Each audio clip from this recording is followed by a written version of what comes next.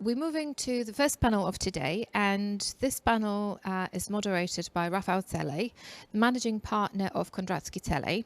And in his panel, there will be Christian Arndt, who is an investment partner in high-tech Gründerfonds. I hope I'm saying it correctly. Marta Klimowicz, who is the head of growth at Monterail.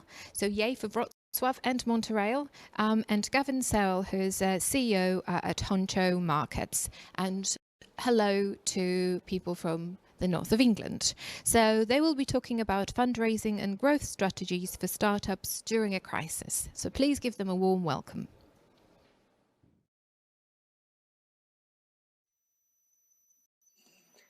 Hi, everyone. It's great to be here. I'm very happy to be able to moderate this panel with Marta, Christian, and Gavin on the very hot topic on fundraising and growth strategies for startup during a crisis.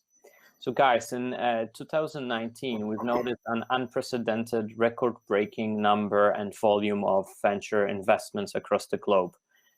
Given the current coronavirus pandemic and the preventive measures and the lockdowns are already having a widespread economic effect on different industries, including on the venture and startup ecosystem. A lot of venture funds are sharing their thoughts on the future, on the crisis, on fundraising, on valuations, and other strategies for their portfolio companies. Most of them, unfortunately, seem very brutal for the founders.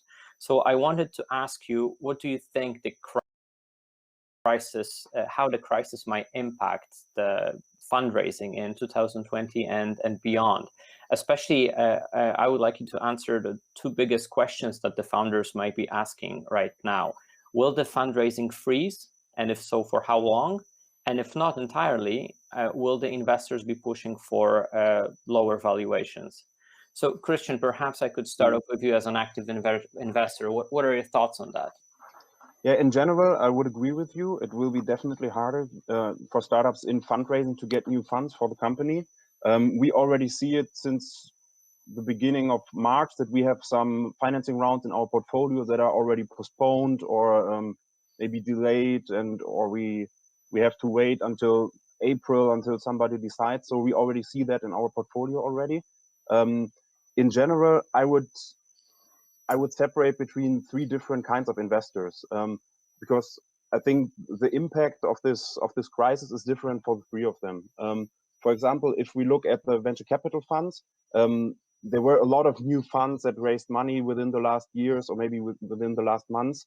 So from this perspective, there is a lot of dry powder, as we call it, in the market. So there are still venture capitalists that will also invest within the next weeks or months or years, because the funds are there and they have to be invested. What we will probably see or expect is, if you are already in the middle of your fund cycle, let's say you already have 10 or 15 investments, you might reduce your activity a little bit more in order to keep your portfolio companies alive. And instead of investing in the 25th new company, you'll probably invest a little bit more in your current portfolio, because you need to keep them alive if you're still convinced on the companies. And I think that's something that will happen. For the new funds, yeah, I mean, the money is there. They have to invest it at some point of the day. What we will definitely expect is a slowdown in for the corporate venture funds or for corporates who invest in startups. I think there we will see a huge decline within the next weeks or months, depending on how long the crisis will go.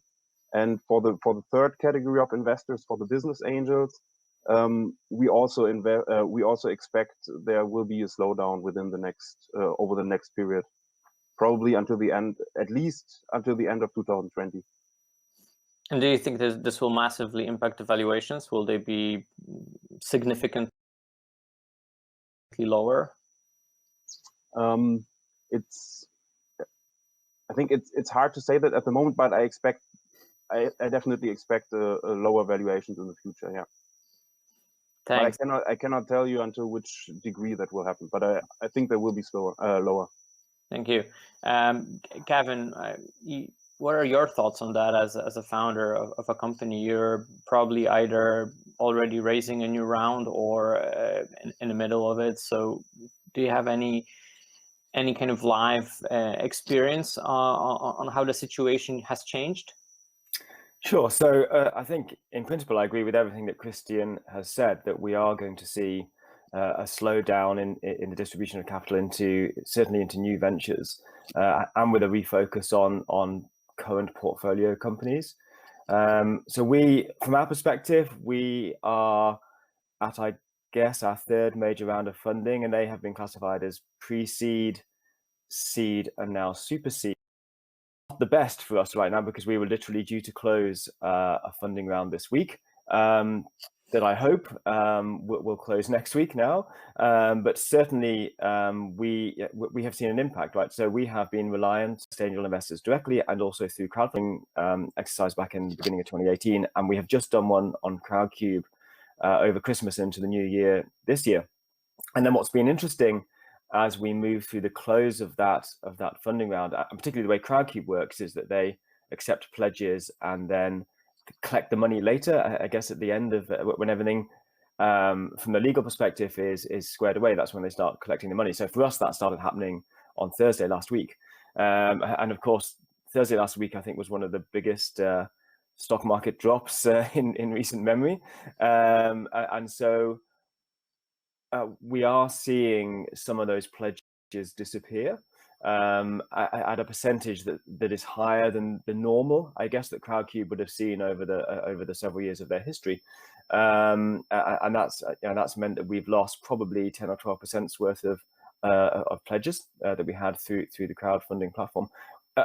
Honestly, it could have been a whole lot worse, I think, but that's caused an impact, and that's made us go around the loop with Crowdcube, with the VCs that we have investing alongside the crowd exercise. So we have 2 VCs investing in this round, in our super seed round, alongside the crowd, and that has led to interesting discussions about, what can this new global financial crisis mean for your business? What can you do to your run rate? How can you extend the cash that you have? So cash is becoming king, right? I think that's the thing that we're going to take away from this, is that growth is great, but for now, cash is absolutely king. So how can you extend that? So if you are a business that has funded previously, that's looking for funding, the discussions are going to perhaps pivot away from what are your growth forecasts? What can you do in the next 18 months? Where can you get to how can you make that cash that you have, or the cash that perhaps we're going to give you as an investor, last significantly longer? So we're seeing a change in the topic of discussion, certainly already with the VCs that already support us and who are coming on board at this round.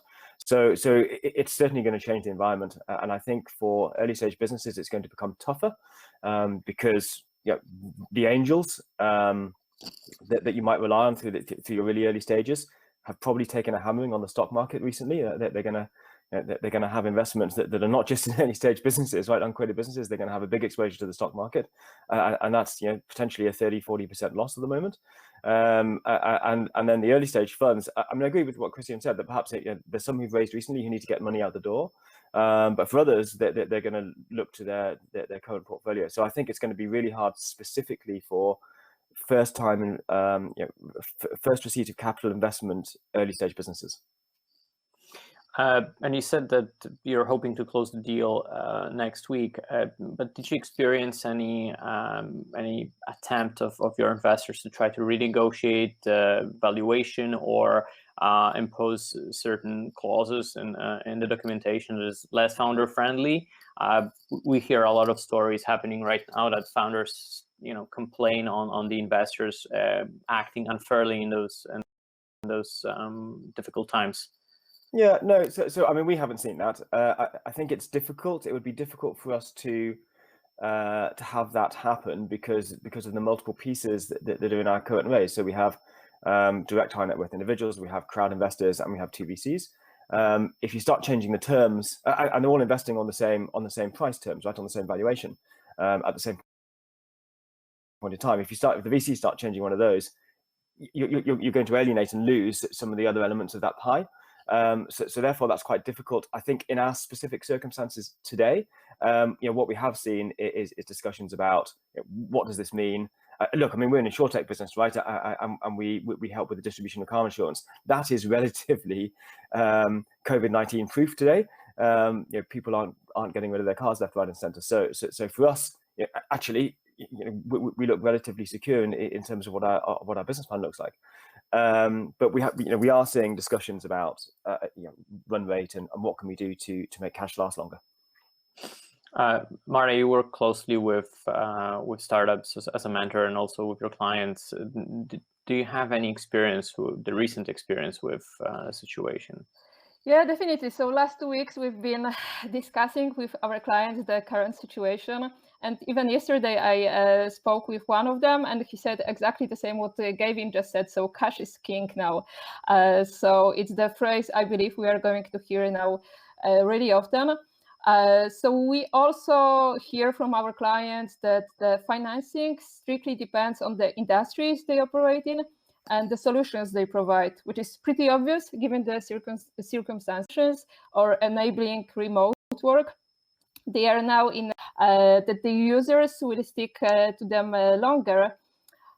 Even when you think about this huge event we are participating now, usually for many participants, the most important for it are not the discussion panels nor the presentations, but the one-on-one meetings and some unofficial conversations they have during the breaks with some investors and VCs during last 2 weeks. And some of them confirmed that they are pausing their investments. However, the rest said that they are not stopping investing, though they are now searching for the solutions that are solving the crucial issues we all experienced during the lockdown and the mandatory remote work. So customers already have different needs and wants. It's different for every industry, but there are also new opportunities. Absolutely. So what I hear from you saying is that even if the fundraising doesn't freeze, a lot of investors will probably now primarily focus on their time and resources on their portfolio companies, probably follow-on rounds, strategies, discussions. So they will have less attention to new opportunities and new investments, as Christian and Gavin said. So in such case, what should the founders seeking new financing do, especially those that don't have a lead yet? Should they put that things on hold, or should they focus on reducing their burn rate? As you said, cash is king, or perhaps improve products. I mean, how could they convince investors that they should be investing in those difficult times, even if they don't have this market-fitting solution, as you, Marta, said? So maybe I'll start with you. What are your tips for those who seek financing? So I think that product market fit is now even more important than before. So it's crucial because you have to have a proof that your product is going to solve the issues people are experiencing now and the changes we are all globally experiencing in all the businesses around the world. No doubt investors are going to be highly conservative with cash at this moment. But I would say it's nothing that new. You always had to prove that you have this product market fit and that you are delivering value with your product people are willing to pay for. So I believe that now KPIs like the number of customers, number of signed contracts are going to be even more important than before for coming investors. But they are important no matter the situation. So what I think what is going to be rather new is to reassuring that you have a proven business model, since being profitable is going to be now more important than ever. And once again, cash is the king. So think about your expenses, think about how much money do you have and how much time you can survive with this money you have on your bank account, and think about the opportunities to save money. It's pretty brutal, I would say, those days, but everyone is talking about it. So I think it's crucial to reconsider your expenses. Christian, perhaps you could jump in and I would definitely agree on that. I think it will be very, very important for startups to focus on the burn rate in order maybe to lower the burn rate, and second, to focus really on the hard facts that you have. I think it will be especially more more challenging for startups that are selling or do fundraising on just a vision. I think fundraising on having a vision, want to do this or that, will be very tough within the next months. And therefore, I would suggest focus on the hard facts, focus on the KPIs, and prove your business model. And I think then you have a chance. If you're just selling a vision to an investor, I think it will be very hard within the next weeks and months. So do I hear correctly that you think that this will hit mostly the seed financings? Because mostly in those cases there's vision and there's not much except for that and the team and the product. Yeah. Okay. It will be very hard for the seed, but also for the bigger rounds, right? For the later stage, if you it might be possible that due to Corona that your business model is affected by the current crisis, and if you don't meet the KPIs or the business plan that you had at the beginning of the year, it would also be quite hard to get a later stage funding. So it will be challenging for a lot of different companies, I guess. Gavin, you as a founder, you probably have to apply certain strategies in order to adjust to the kind of new now times. Can you share your thoughts on that and your experiences? Yeah, so I think for early stage businesses, I'd say go back to basics. There's many alternative sources of funding for a business. We've benefited from grant funding in the past, and that's been very useful to achieve certain projects. Likewise, there are regional development funds across the European Union, whereby you can access funding on a different basis to fully commercial VC type funds. So I think go back to bootstrapping, look at what you can do across those many alternative sources of funding, and that should allow you to go some way from vision to something concrete that you can then show to Christian to get some investment. So I think back to basics for sure. And then from our point of view, I mean, the same as everyone else has said, I mean, we're looking very much at what we can do from cash flow. I think don't be rigid about the business plan, right? I mean, the world changes. I mean, every business plan never survives its first implementation anyway. I think that's no more, that's just as true today, perhaps more true today. So don't be afraid to pivot. I mean, I think if the world changes on you, you've got to change. You can't be rigid. So you've got to change. And I think that shows a flexibility. It shows an entrepreneurialism.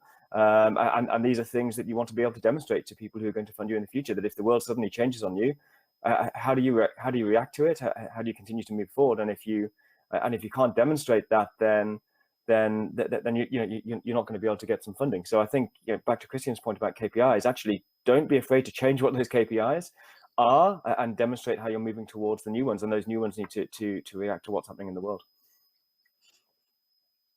Absolutely. I mean, also from a founder's perspective and startups perspective, the crisis can also present new opportunities, and changing markets and circumstances will create new challenges and to solve new issues and new opportunities, as Marta briefly mentioned. So how startups can take advantage of that crisis to use it as an opportunity to maintain growth, to present a product. Maybe Marta, you could share some thoughts on that.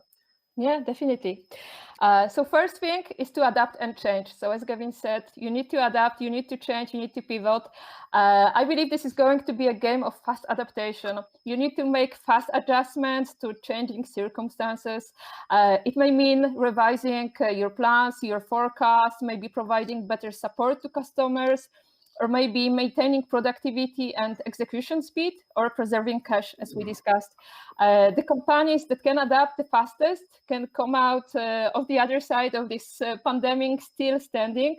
And we've been discussing with our clients what solutions they are implementing in terms of growth tactics. So I will share some examples because they show different approach towards those useful solutions. So for example, one of opportunities we see being explored by many of our clients, no matter their size, is focusing on being more solution oriented and providing the real value to their users and clients. For example, we have this client in Africa, AfriWise. They are a legal consulting business, and they a few days ago, they launched a special complementary COVID-19 module on their platform in just a few hours to provide in real-time answers to questions people have regarding legal actions during pandemic times. And now they decided to pivot into solutions focused on sectors, different types of companies and certain roles, because they learned what is really useful at this point, what is the feature the clients are seeking. Another example, it's not from startup, but it shows that today we all need to adapt, is from Pizza Hut, so one of the biggest fast food chains in the world. So last week they reached out to us and they asked for the contact-free delivery feature in their app, and within 5 hours all the clients were able to use this feature, and this allowed them to maintain business continuity. And I believe that many businesses now need to focus on what features may be crucial at this point. Another really great example from our SMB client in Austria, Gutwinski, they offer legal consulting, and it's pretty traditional business, I would say. So usually they go to the company and they sit there with the team and they provide this legal consulting, but now due to the situation, they switched to online consulting, and now they are certain that even once the pandemic is gone, they will stick to this online process, because it proves that it's helpful and that their clients are satisfied with it, and they see that this is helpful addition to their services. So it proves that this is not necessary not only for startups to adapt to the new reality. So you need to think about your software. What are the changes your users may need? How can you help them when they are locked down at homes with relatives, trying to figure it all out, as we all do? And if you have any changes in backlog you are planning to add to your software, go through them and think whether they are crucial at this moment. Another tactic we see works pretty well is building community around the product. So we have this client in the UK, it's called Guild. This is the business messaging app. And a few days ago, they set up a peer support group for people who are going to organize an event in the next 6 months. And they see huge traction. The group gathered over 100 of members within the first 24 hours. They are crowdsourcing documents, capturing advice, resources, and insights. And in the long term, it will help them to improve the app they are offering, but also to have this really well-established community around their product.